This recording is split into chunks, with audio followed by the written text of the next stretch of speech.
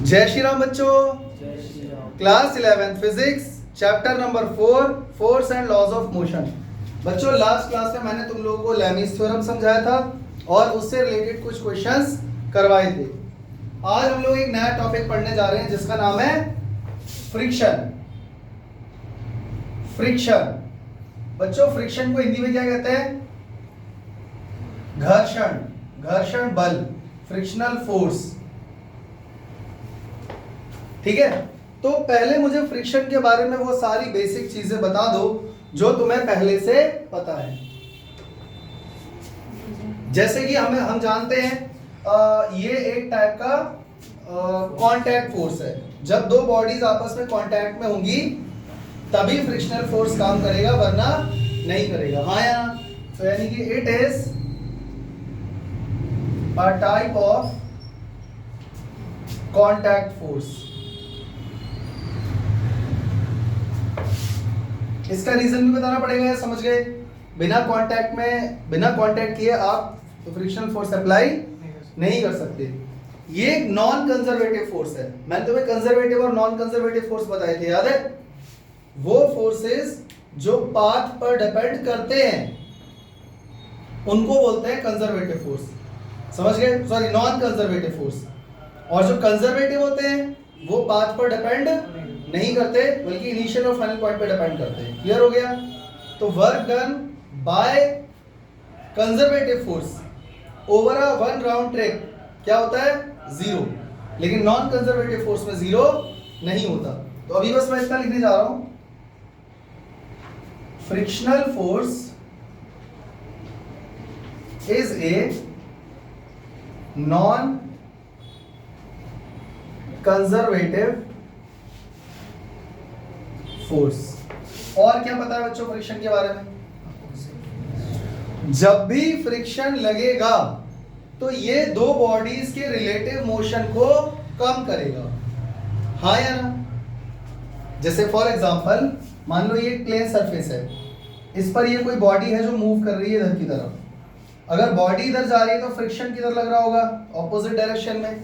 तो इस बॉडी की स्पीड बढ़ेगी उसकी वजह से या घटेगी? अगर ये एक ऑपोजिंग फोर्स है तो फिर इसकी वेलोसिटी कम ही होगी ना। तो सबसे पहले तो हम ये लिखेंगे, frictional force always opposes the relative motion of two bodies। ठीक है, समझ में आ गया? अब फ्रिक्शनल फोर्स आखिर लगता कहां पर है?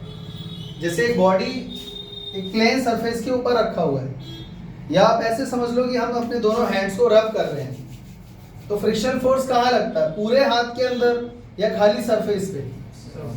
यानी वो सरफेस जो आपस में कांटेक्ट में है वहीं पर फ्रिक्शनल फोर्स काम करेगा। यानी कि frictional force acts only at the surface of bodies in contact। अब ये तो पता लग गया कि फ्रिक्शनल फोर्स कहाँ लगता है, लेकिन फ्रिक्शनल फोर्स किस डायरेक्शन में लगता है बच्चों? तो जैसे मान के चलो एक बॉडी इधर जा रही है तो ये इसके सरफेस के टेंजेंशियली लगता है, ऑपोजिट डायरेक्शन में तो लगेगा, ये तो फैक्ट है। डायरेक्शन किसके ऑपोजिट? मोशन के। हम जो बार बार बोल रहे हैं कि फ्रिक्शन फोर्स ऑपोजिट डायरेक्शन में लग रहा है, किसके ऑपोजिट लग रहा है ये तो बताओगे ना? तो उस डायरेक्शन के ऑपोजिट डायरेक्शन में लग रहा है जिधर ऑब्जेक्ट जा रहा है। लेकिन फ्रिक्शनल फोर्स की डायरेक्शन क्या है? टेंजेंशियल। वो हमेशा टेंजेंट, जैसे मान के चलो ये सर्कल है और ये बहुत तेज घूम रहा है, ये इसका सेंटर है और ये स्पिन कर रहा है, बहुत तेज घूम रहा है, और ये एक सरफेस है, आप इसके कांटेक्ट में लेकर आ जाओगे। तो जैसे ही ये सर्कल इसके कांटेक्ट में आएगा तो ये रुकना स्टार्ट हो जाएगा, फ्रिक्शन लगेगा। एक तरह से इसको कटर है, काट रहा है एक तरीके से, तो फ्रिक्शन होगा कि नहीं? तो फ्रिक्शन, अब ये इधर घूम रहा है तो फ्रिक्शन किधर लगेगा? ऑपोजिट डायरेक्शन में। अब यहाँ तो साफ दिख रहा है कि ऑब्जेक्ट यहाँ जा रहा है इसलिए फ्रिक्शन ऑपोजिट डायरेक्शन में लग गया, ये तो आराम से समझ में आ गया। लेकिन यहाँ तो ये गोल घूम रहा है तो फ्रिक्शन किधर लगेगा? टेंजेंशियली। जो सरफेस इसके कांटेक्ट में आएगा उसके टेंजेंट बना करके उस डायरेक्शन में ऑपोजिट डायरेक्शन में फ्रिक्शन लगेगा। क्लियर हो गया? यानी कि frictional force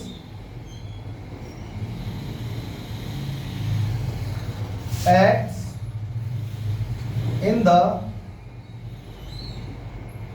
opposite direction of motion of an object tangentially at the surface।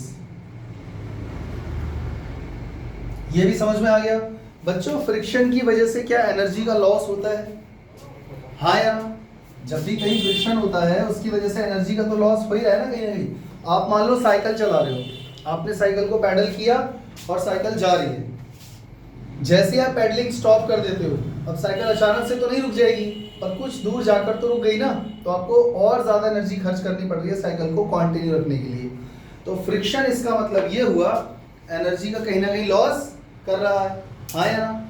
अच्छा, उससे पहले एक चीज और बताओ, फ्रिक्शन किस चीज पर डिपेंड करता है? सोच के देखो, दो सरफेस कितने ज्यादा रफ हैं इस बात पर फ्रिक्शन सीधा सीधा डिपेंड करता है। हाँ या ना? बच्चों मान के चलो दो सरफेस बहुत स्मूथ है तो फ्रिक्शन कम हो जाएगा, और रफ है तो ज्यादा हो जाएगा। जैसे अपने हाथ घिसो ऐसे ऐसे करके, फ्रिक्शन महसूस हो रहा है। लेकिन मान लो अगर मैं इस पे ऑयल लगा दूं और दोनों हाथों पे ऑयल लगा घिसूं तो फ्रिक्शन कम हो जाएगा। ऐसा इसलिए क्योंकि इरेगुलरिटीज कम हो गई है सरफेस पे। यानी कि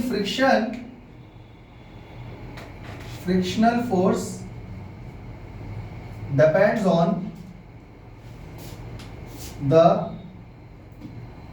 roughness of the surface of two bodies. इस पर डिपेंड करता है, रफनेस पर। समझ गए?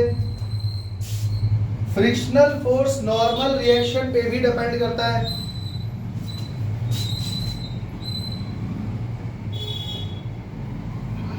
हम जानते हैं इस ऑब्जेक्ट का मास है m1, तो इसका वेट कितना हो गया? m1 g। तो इसका नॉर्मल रिएक्शन क्या होगा? r1 मान लेते हैं। ये कोई दूसरा ऑब्जेक्ट है, इसका मास है m2, तो इसका वेट कितना हो गया? m2g। इसका नॉर्मल रिएक्शन कहाँ लगेगा? ऊपर r2। बच्चों 2 मिनट के लिए मान लेते हैं m2 m1 से बहुत बड़ा है, इसका वजन ज्यादा है। देखो साइज बराबर है दोनों का, लेकिन क्योंकि इसका वजन बहुत ज्यादा है तो ये अपने इस सरफेस से कांटेक्ट में होगा, बहुत ज्यादा टाइटली दबा हुआ होगा, चिपका हुआ होगा। तो इसको धक्का मार के चलाना आसान है या इसको? जो हल्का ऑब्जेक्ट है m1, इसको चलाना आसान है क्योंकि फ्रिक्शन कम लग रहा है। इसमें फ्रिक्शन ज्यादा लग रहा है। क्यों? क्योंकि उसका नॉर्मल रिएक्शन ज्यादा है। समझ में आ गया? इसका मतलब ये हुआ frictional force also depends on, किस पर डिपेंड करता है? नॉर्मल रिएक्शन पे। इसको इरेज कर दो ना, समझ में आ गया ना? तुम लोग चाहो तो हर पॉइंट के साथ उसका डायग्राम उसके नीचे बना सकते हो, क्योंकि कॉपी में पेजेस की कोई कमी तो है नहीं। Frictional force also depends on the normal reaction.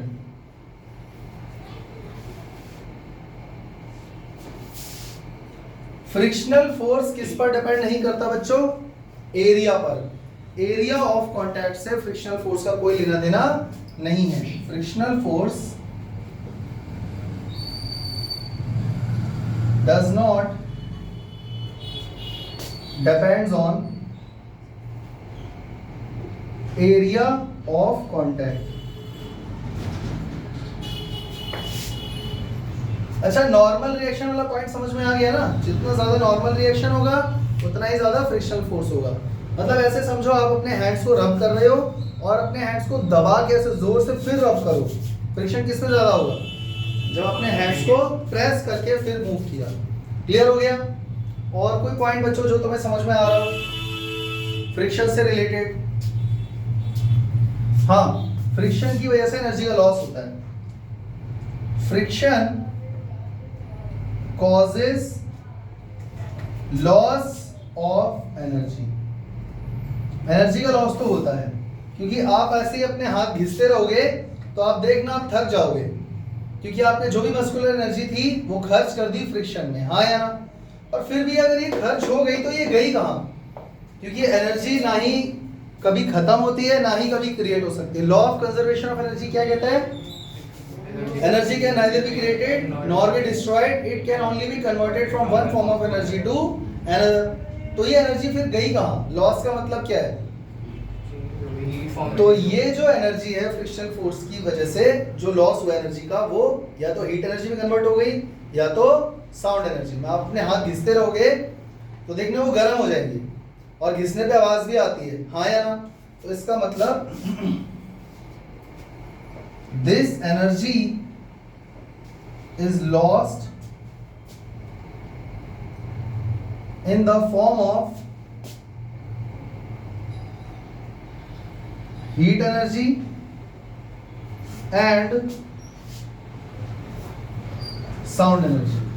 Clear हो गया? और कोई बात फ्रिक्शन फोर्स के बारे में? अरे भाई बोर्ड पूरा भरना है, जल्दी बताओ। मशीन्स की एफिशिएंसी कम हो जाती होगी। जैसे अगर मान लो किसी मशीन में फ्रिक्शन हो रहा है और ऑब्वियसली होता ही है, तो उसकी वजह से उसकी एफिशिएंसी कम हो जाएगी। पर उसकी सिर्फ यही एक रीज़न नहीं है, और भी बहुत सारे रीज़न है मशीन की एफिशिएंसी कम होने का। तो वो इसमें आ गया ना, लॉस ऑफ एनर्जी। एनर्जी का लॉस इसीलिए तो हो रहा है क्योंकि एनर्जी कहीं ना कहीं खर्च हो जा रही है। और कोई सोचो पॉइंट बच्चों, जहां भी फ्रिक्शन होता है वहां पे वियर एंड टियर जरूर होता है, हाँ या ना। वियर एंड टियर का मतलब समझे?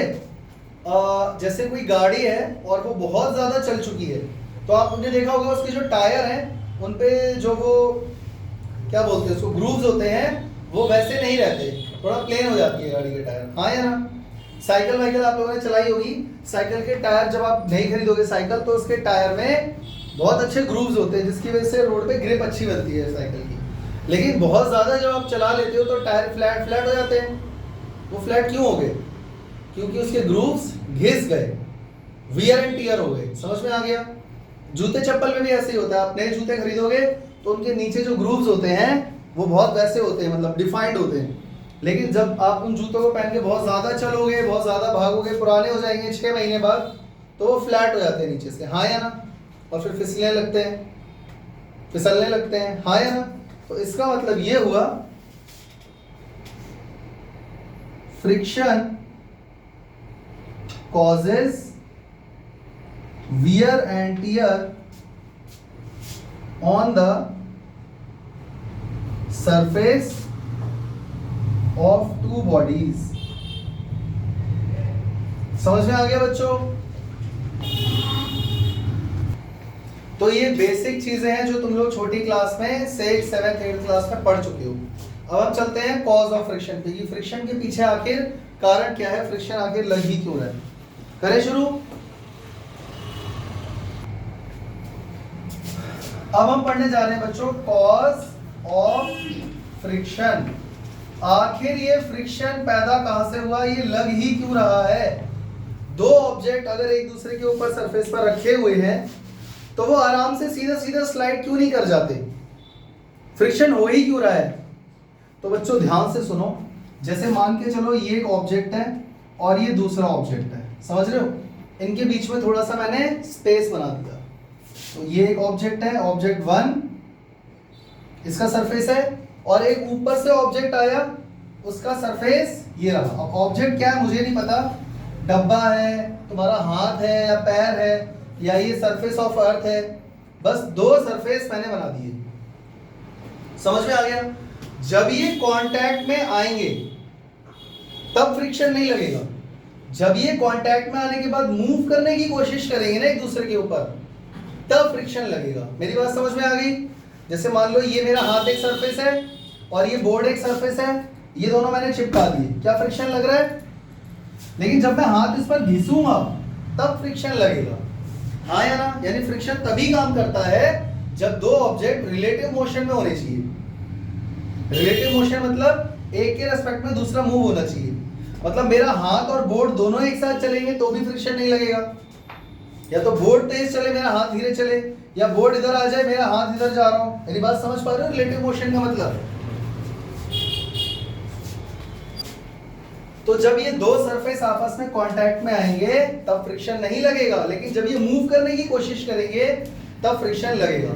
उसके पीछे रीजन क्या है वो अभी तक समझ नहीं आया। तो एक काम करते हैं, इसका एक छोटा सा पार्ट काट के इसको जरा जूम करके देखते हैं।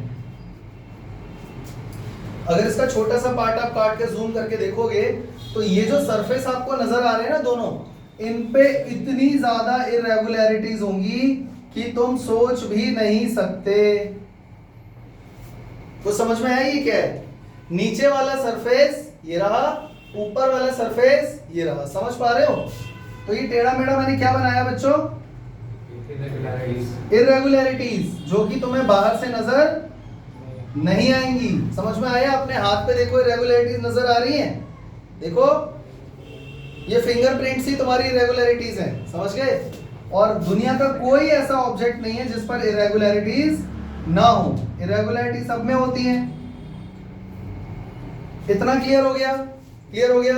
अब जब ये दोनों ऑब्जेक्ट के सरफेस कांटेक्ट में आ जाएंगे तो जरा दिमाग लगाओ, क्या ये इरेगुलरिटीज इंटरलॉक हो जाएंगी? इंटरलॉक हो जाएंगी, फंस जाएंगे एक दूसरे में। तो जब ये कांटेक्ट में आएगा तो एक्चुअली माइक्रोस्कोपिक लेवल पे अगर देखोगे तो ये इरेगुलरिटीज क्या हो जाएंगी? कांटेक्ट में आके इंटरलॉक हो जाएंगी।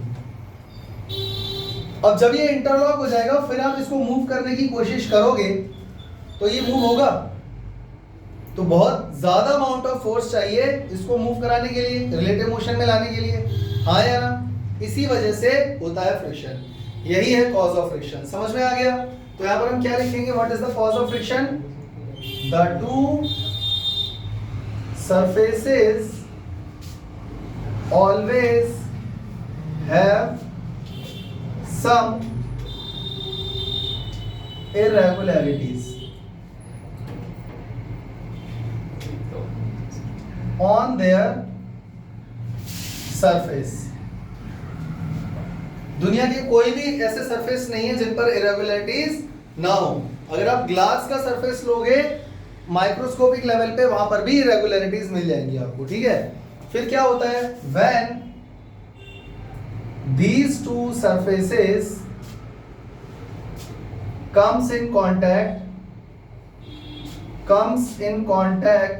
with each other, these irregularities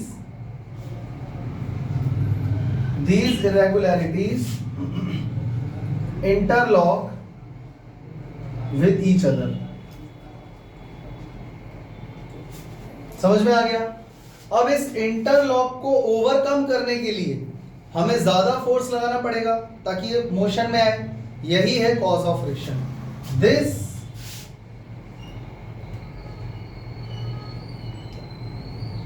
interlocking of irregularities is the cause of friction।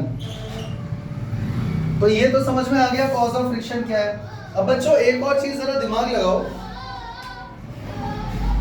अगर मान लो ये इंटरलॉक हो गई इरेगुलरिटीज, समझ में आ रहा है, और ये जैसे चिपक गए, इरेगुलरिटीज इंटरलॉक हो गई और मैंने फोर्स लगा दिया इतना कि ये इंटरलॉकिंग ओवरकम हो गई, मतलब ये मोशन में आ गए। मेरी बात समझ पा रहे हो मैं क्या बोल रहा हूं? मैंने इनको पहले तो कांटेक्ट में लाया और मूव कराना स्टार्ट कर दिया, मैंने बहुत फोर्स लगा दिया। जरा सोच के देखो, जब ये इंटरलॉक, जैसे मान लो इसको भी थोड़ा सा और जूम करके देखते हैं। जैसे मान लो इसकी एक सरफेस ये रहा और दूसरा सरफेस ये रहा, जब ये इंटरलॉकिंग इसके अंदर फिट हो जाएगी, मेरी बात समझ पा रहे हो ना? ये इंटरलॉकिंग इसके अंदर फिट हो जाएगी तो ये मूव तो होना चाहता नहीं है, लेकिन मैंने बहुत ज्यादा फोर्स लगा दिया, तो क्या ये टूट नहीं जाएगा? जब इसके अंदर ये वाला पार्ट इसका फिट हो गया और मैं इसको मूव कराऊंगा तो टूट जाएगा। तो जब मैं बहुत ज्यादा फोर्स लगाऊंगा ताकि इंटरलॉकिंग ब्रेक हो, इसी की वजह से एक और चीज होती है जिसको हम बोलते हैं वियर एंड टियर। समझ में आ गया? तो इसके जितने भी नोकीले वाले सरफेसेस है वो सारे टूट जाएंगे, तो क्या हो जाएगा? Wear and tear. मतलब कॉमन सेंस लगाओ, जब ये दो सरफेस इंटरलॉक होने के बाद फ्रिक्शन को ओवरकम करने के लिए फोर्स लगाए जा रहे हैं, घिसे जा रहे हैं, तो वियर एंड टियर आएगा ना। वो इसीलिए आएगा क्योंकि जो सरफेसेस है वो स्मूथ होते जा रहे हैं, क्योंकि फिर ये इरेगुलरिटीज कम हो जाएंगी। समझ में आ गया?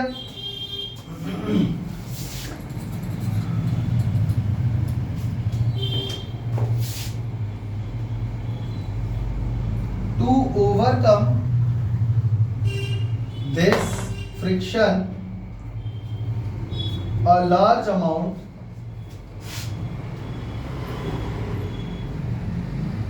of force is applied, due to which these irregularities will break and results in some wear and tear. और तुम ये भी लिख सकते हो due to which surface becomes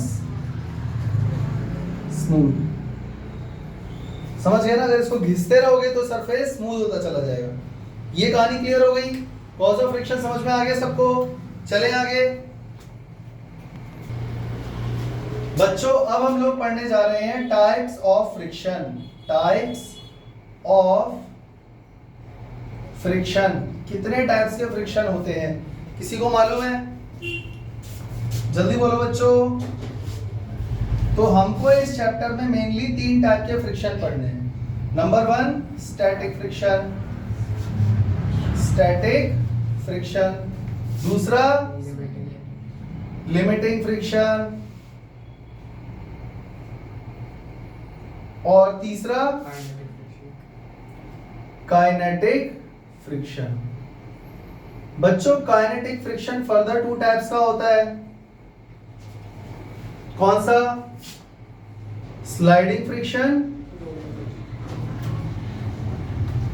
and rolling friction. आज हमें ये सारे टॉपिक पढ़ के खत्म करने हैं। समझ में आ गया? एक एक करके स्टार्ट करें। तो बच्चों सबसे पहले हम लोग स्टार्ट करने जा रहे हैं number 1 static friction. Static friction, जरा दिमाग लगाओ, इसके नाम से कुछ समझ में आ रहा है? स्टैटिक वर्ड का क्या मतलब है? स्टैटिक फ्रिक्शन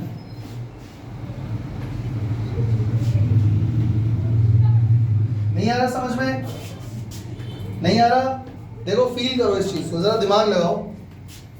यहां पर एक ऑब्जेक्ट रखा हुआ है, ध्यान से सुनना तभी समझ में आएगा। ये अर्थ का सरफेस है या कोई भी सरफेस मान लो जहां पर ये रखा हुआ है, और ये ऑब्जेक्ट बहुत भारी है, 500 किलो का है, बहुत ज्यादा वजन है। और मेरा पर्पस ये है इसको धक्का मार के मुझे आगे लेके जाना है। बात समझ में आ गई? 500 किलो का ऑब्जेक्ट है, सरफेस पर रखा हुआ है, ऑब्वियसली इसका नॉर्मल रिएक्शन बहुत ज्यादा हो जाएगा, तो फिर इसमें फ्रिक्शन भी ज्यादा लगेगा, और मुझे धक्का मार के इसको आगे लेके जाना है। क्लियर हो गया? हम इसको 2 मिनट के लिए मान लेते हैं। ये आगे तभी जाएगा जब इसके अंदर मैं फोर्स लगा दूंगा 2000 न्यूटन। ये फॉर एग्जांपल के लिए मैंने मान लिया, अगर आप 2000 न्यूटन का फोर्स लगाओगे ये तभी आगे खिसकेगा, वरना नहीं खिसकेगा। क्लियर हो गया? अब बच्चों पहले ये बताओ, जब ये ऑब्जेक्ट यहां पर रखा हुआ है क्या इस पर फ्रिक्शन लग रहा है? फ्रिक्शन लग रहा है? सिर्फ इसके रखे होने से यहां पर कोई फ्रिक्शन नहीं लग रहा है, क्योंकि इरेगुलरिटीज अभी इंटरलॉक हुई है, वो मूव नहीं कर रही है। क्लियर हो गया? अच्छा अब मान लो किसी इंसान ने आके इसको धक्का मारा और इस पर फोर्स लगाया बच्चों 100 न्यूटन, क्या ये मूव करेगा? नहीं करेगा। लेकिन क्यों? क्योंकि इसको 2000 न्यूटन चाहिए एटलीस्ट। सिर्फ मोशन में आने के लिए कितना चाहिए? 2000 न्यूटन। आपने कितना लगाया? 100 न्यूटन। लेकिन अब सवाल ये है, देखो मूव तो नहीं करेगा, ये बात फैक्ट है, लेकिन जब आपने 100 न्यूटन लगाया क्या यहाँ पर फ्रिक्शनल फोर्स जनरेट हुआ? हाँ या ना? भाई 100 न्यूटन आपने फोर्स लगाया, वो गया कहाँ?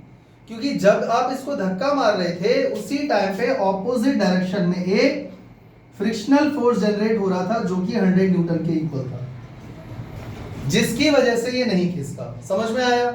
अगर आप इस पे 200 न्यूटन का फोर्स लगाओगे क्या ये मूव करेगा? नहीं, क्योंकि उस टाइम पे ऑपोजिट डायरेक्शन में फ्रिक्शन लगेगा एग्जैक्टली उतना ही जितना आपने फोर्स लगाया। क्लियर हो गया?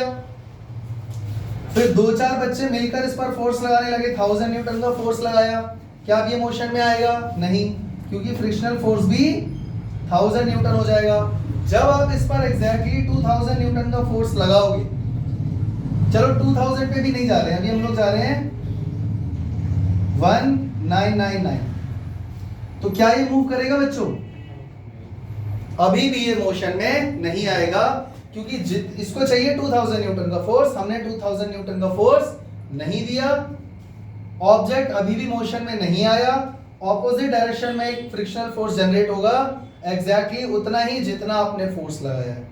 और ये प्रोसेस तब तक चलता रहेगा जब तक आप 2000 न्यूटन का फोर्स नहीं लगाते। बात समझ में आ गई? बात समझ में आ गई? तो बताओ स्टैटिक फ्रिक्शन क्या होता है? स्टैटिक वर्ड का इस्तेमाल हम लोग करते हैं जब कोई चीज रेस्ट पर होती है, रुकी हुई होती है। चेक करो, ये ऑब्जेक्ट इतनी देर से रुका हुआ है, आपने जितने भी फोर्स लगाए सब में ये ऑब्जेक्ट यहीं का यहीं था, सही है। और क्या फ्रिक्शन लग रहा था उस दौरान? हाँ, आपने जो फोर्स लगाया उसके अगेंस्ट में फ्रिक्शन लगातार लग रहा था, तो इसीलिए इसको हम क्या बोलेंगे? Static friction. यानी स्टैटिक फ्रिक्शन एक ऐसा फ्रिक्शन है जो तब देखने को मिलता है जब हम किसी ऑब्जेक्ट पर फोर्स लगाते हैं और वो रेस्ट पर रहकर भी मोशन में नहीं आता है, मोशन में आने से पहले ही वो जो फ्रिक्शन लगा रहा है। मेरी बात समझ में आ गई? फिर से बोलूं, स्टैटिक फ्रिक्शन एक वो टाइप ऑफ फ्रिक्शन है जो तब देखने को मिलता है जब ऑब्जेक्ट रेस्ट पर रहकर ही मोशन में आए बिना, मोशन में आने से पहले एक फ्रिक्शनल फोर्स लगाता है ऑपोजिट डायरेक्शन में। जिस डायरेक्शन में आप फोर्स लगा रहे हो उसके ऑपोजिट डायरेक्शन में जो फोर्स लगाता है फ्रिक्शन का, उसको बोलते हैं स्टैटिक फ्रिक्शन। नहीं आया ना समझ में? पक्का आ गया? अब इसको इंग्लिश में लिख देता हूं एक बारी, बस खत्म। लेकिन तुम्हें ये कॉन्सेप्ट समझना पड़ेगा पहले कि स्टैटिक फ्रिक्शन क्या होता है। देखो, static friction is a type of friction which comes into play when an object is at rest, और ब्रैकेट में लिख देना before comes into motion। when an object is at rest, खत्म। स्टैटिक फ्रिक्शन वो फ्रिक्शन होता है जो तब लगता है जब ऑब्जेक्ट रेस्ट पर होता है या मोशन में आने से पहले जो फ्रिक्शन लगता है। समझ में आ गया? It acts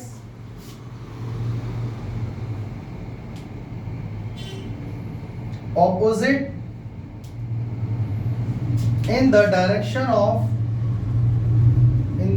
of applied force, यानी जिस डायरेक्शन में भी आप फोर्स लगा रहे हो, अप्लाइड, जिस डायरेक्शन में भी आप फोर्स लगा रहे हो उसके ऑपोजिट डायरेक्शन में लगता है। हाँ या ना? समझ में आ गया? इसको डिनोट किससे करते हैं बच्चों?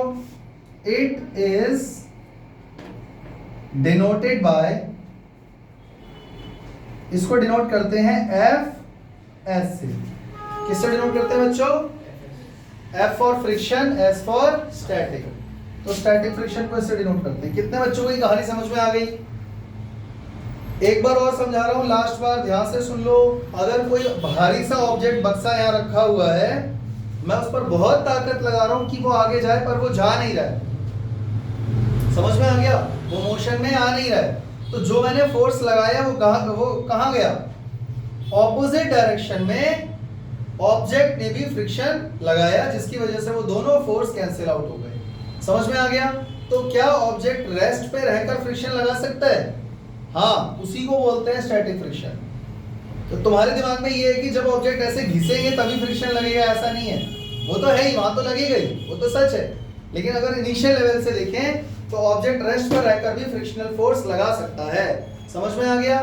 और ये स्टैटिक फ्रिक्शन का जो फोर्स है वो बढ़ता रहेगा। जैसे जैसे आप फोर्स की वैल्यू बढ़ाते रहोगे, ज्यादा फोर्स लगाओगे, स्टैटिक फ्रिक्शन की वैल्यू भी बढ़ती रहेगी, पर एक लिमिट तक। एक लिमिट के बाद फिर वो मोशन में आ जाएगा, फिर कहानी चेंज हो जाएगी, फिर हम यहाँ पर आ जाएंगे लिमिटिंग फ्रिक्शन पे। समझ में आ गया?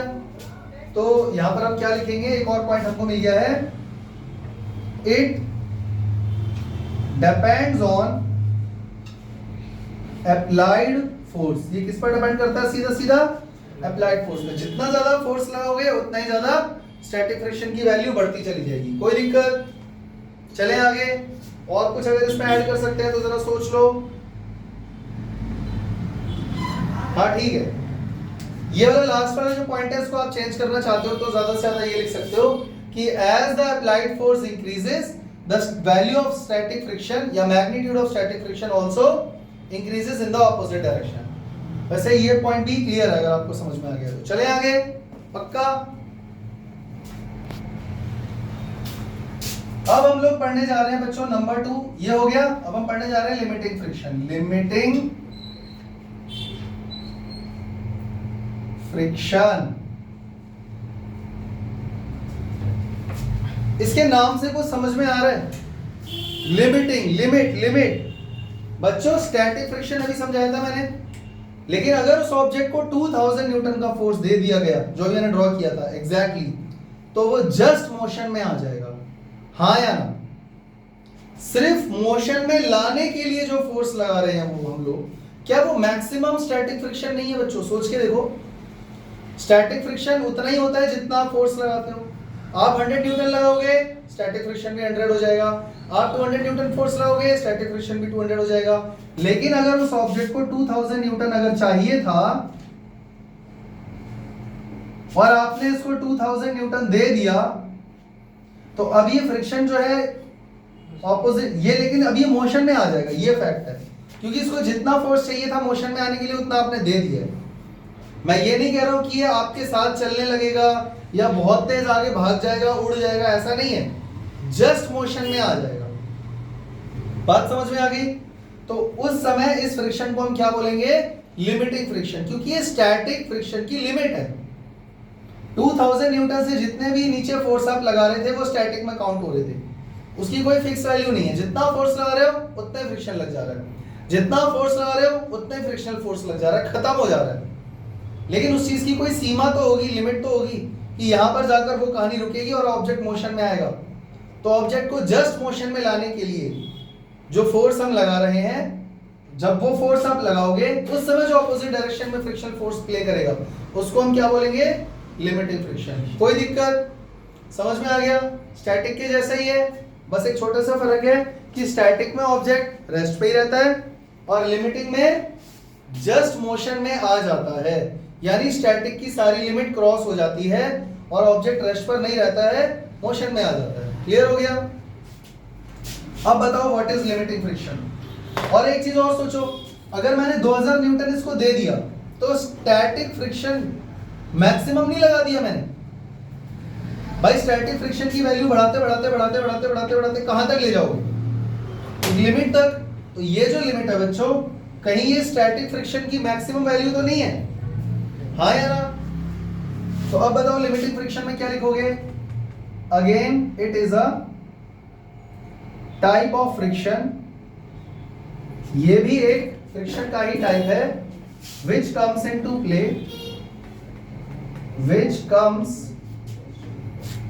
play when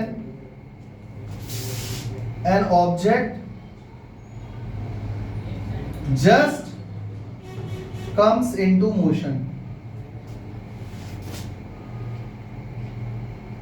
समझ में आ गया?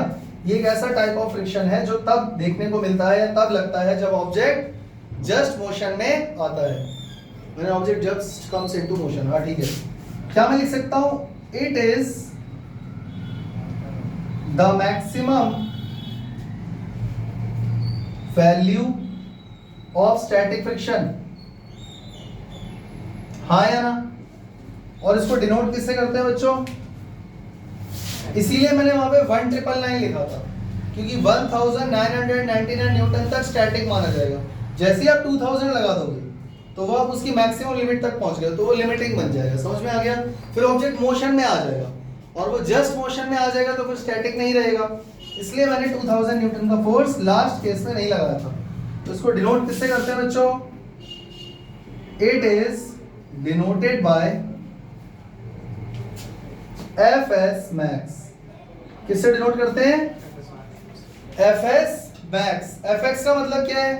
Fs मतलब स्टैटिक फ्रिक्शन, और ये limiting friction maximum value of static friction है, तो Fs max हुआ ना।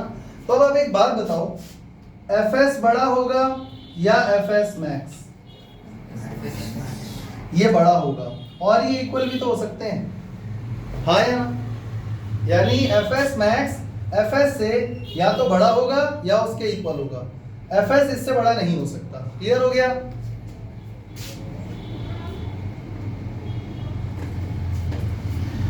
क्लियर हो गया? अब हम पढ़ने जा रहे हैं बच्चों काइनेटिक फ्रिक्शन।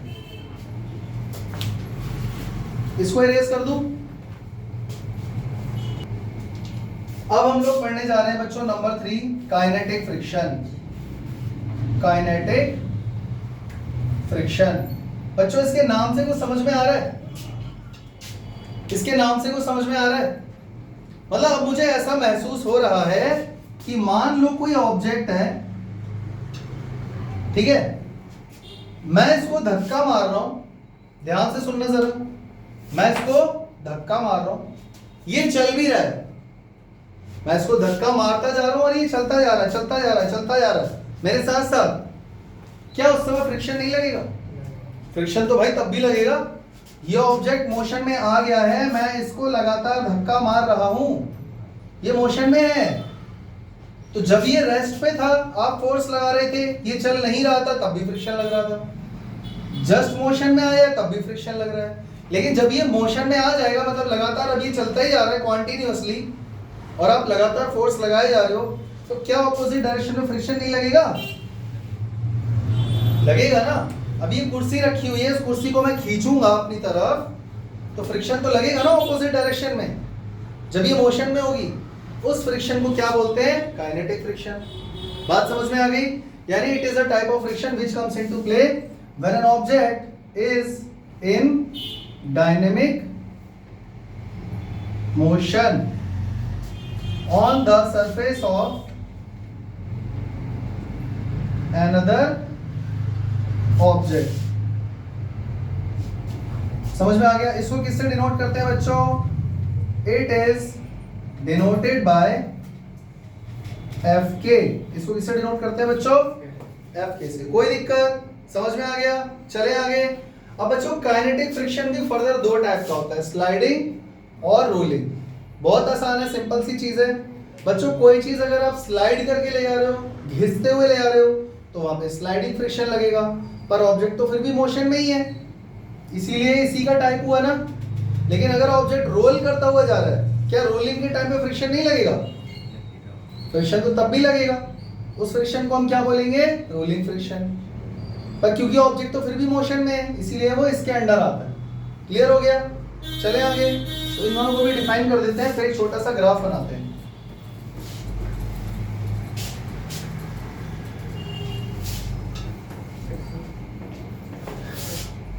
स्लाइडिंग फ्रिक्शन क्या होता है बच्चों? स्लाइडिंग फ्रिक्शन फटाफट बता दो। It is a type of kinetic friction. ये एक तरीके का काइनेटिक फ्रिक्शन है which comes into play when an object is sliding over या on the surface लिख दो, sliding on the surface of another object। कोई दिक्कत? ये काइनेटिक फ्रिक्शन का एक टाइप है जो तब देखने को मिलता है या जो तब लगता है किसी ऑब्जेक्ट पे जब एक ऑब्जेक्ट दूसरे ऑब्जेक्ट के सरफेस पर स्लाइड कर रहा हो। समझ में आ गया? अरे आपके घर में वो है कैरम बोर्ड खेला कभी? कैरम, उसमें कॉइन्स होते हैं, उस कॉइन को जमीन पे रखकर ऐसे मारना, कॉइन फिसलता हुआ जाएगा, हाँ या ना? तो उस समय उसके ऊपर क्या लग रहा है बच्चों? Sliding friction. और अगर उस कॉइन को मैं ऐसे रोल करा दूंगा तो क्या होगा? रोल करता हुआ जाएगा, तब उस टाइम पर उस पर क्या लगेगा? Rolling friction. समझ में आ गया? तो इसके बाद अब आ जाओ रोलिंग फ्रिक्शन पे। रोलिंग फ्रिक्शन क्या कहता है? Again it is a type of kinetic friction which comes into play when an object rolls on the surface of another object. समझ में आ गया? अच्छा, कोई मुझे बताएगा स्लाइडिंग फ्रिक्शन बड़ा होता है, स्लाइडिंग फ्रिक्शन ज्यादा है या रोलिंग फ्रिक्शन? दिमाग लगा के आंसर देना है। किस में फ्रिक्शन ज्यादा लगेगा, स्लाइडिंग में या रोलिंग में? हाँ जी, स्लाइडिंग में। क्यों भाई? क्योंकि जब आप कॉइन को ऐसे उसको मतलब हॉरिजॉन्टल सरफेस पे रख के ऐसे मारोगे स्ट्राइकर को तो वो ज्यादा दूर तक नहीं जाएगा, लेकिन अगर आप कॉइन को धीरे से भी रोल कर दोगे तो वो बहुत दूर तक जाएगा। तो मतलब फ्रिक्शन इसमें कम लग रहा है रोलिंग में, और स्लाइडिंग में ज्यादा लग रहा है। समझ में आ गया बच्चों? कौन सा फ्रिक्शन ज्यादा है? स्लाइडिंग वाला, रोलिंग वाला कम है। तभी तो हम चीजों को रोल करवा के ले जा रहे हैं। गाड़ियों के नीचे पहिए क्यों लगाए हम लोगों ने, इंसानों ने?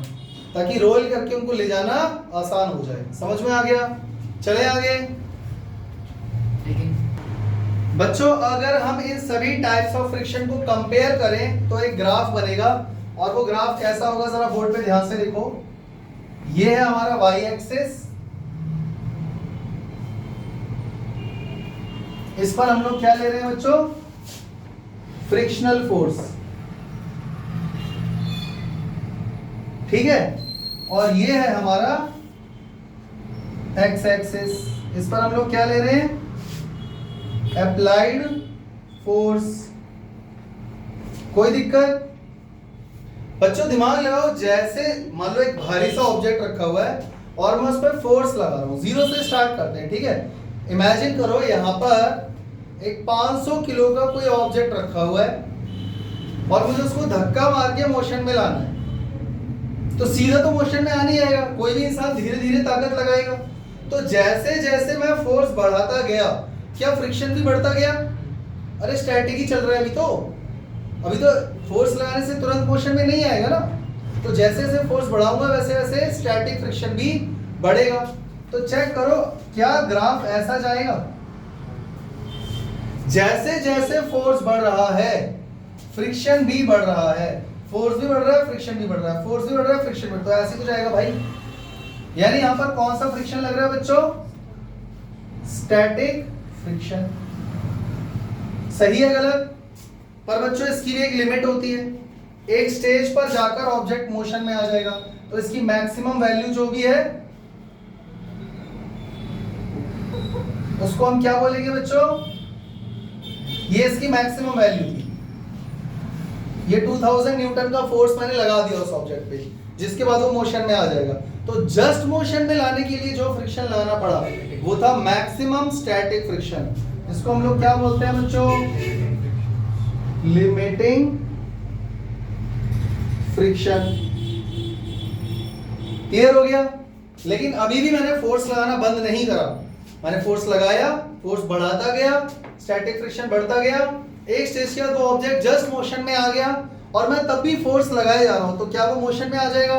मतलब काइनेटिक। अब उस पर कौन सा फ्रिक्शन लगेगा? क्योंकि अब वो लगातार मोशन में है। तो जब वो लगातार मोशन में होगा तो जो काइनेटिक फ्रिक्शन है वो थोड़ा सा कम होगा। समझ में आ गया? यानी कि काइनेटिक फ्रिक्शन लिमिटिंग फ्रिक्शन से थोड़ा सा कम होता है। ऐसा क्यों हो रहा है बच्चों? जरा दिमाग लगाओ, किसी भारी ऑब्जेक्ट को रेस्ट से मोशन में लाने के लिए ताकत ज्यादा लगानी पड़ेगी, और जब वो मोशन में आ जाएगा फिर उसको कंटिन्यू रखने के लिए जो फोर्स लगेगा वो थोड़ा सा कम होगा। फील कर पा रहे हो? नहीं कर पा रहे? इमेजिन करो एक बैलगाड़ी है, आंखें बंद करो और इमेजिन करो और फील करो। जब तक फील नहीं करोगे तब तक समझ में नहीं आएगा।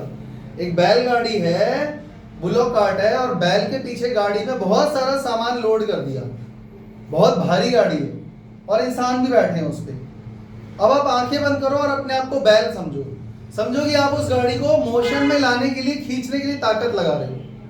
मैं तुमको दो केस समझा रहा हूं। गाड़ी को रेस्ट से मोशन में लाने के लिए आप एक बैल बनकर खींच रहे हो, ताकत लगा रहे हो, उस समय आपको ज्यादा ताकत लगानी पड़ेगी। या दूसरा केस, अब इमेजिन करो गाड़ी मोशन में है, आप भाग रहे हो और गाड़ी भी आपके साथ पीछे पीछे चल रही है, दोनों मोशन में है।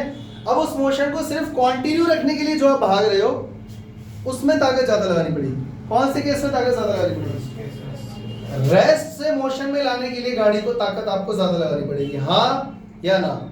यानी लिमिटिंग फ्रिक्शन काइनेटिक फ्रिक्शन से बड़ा होगा। समझ गए? काइनेटिक के अंदर भी दो टाइप होते हैं, स्लाइडिंग और रोलिंग। अगर इसके अंदर भी रोलिंग फ्रिक्शन की बात की जाए तो वो और नीचे आ जाएगा। समझ में आ गया ये ग्राफ? बच्चों तुम लोगों को आज फ्रिक्शन के बारे में समझ में आया या नहीं? ये सारा जो भी मैंने समझाया कॉपी में नोट डाउन कर लेना और इसको याद भी कर लेना। आज हमारी थ्योरेटिकल क्लास थी, नेक्स्ट क्लास में हम लोग न्यूमेरिकल वाला पार्ट इसका पढ़ेंगे। समझ में आ गया? Static friction, kinetic friction, angle of repose वगैरह वगैरह। ठीक है, मिलते हैं नेक्स्ट क्लास में, तब तक के लिए जय हिंद, जय श्री राम।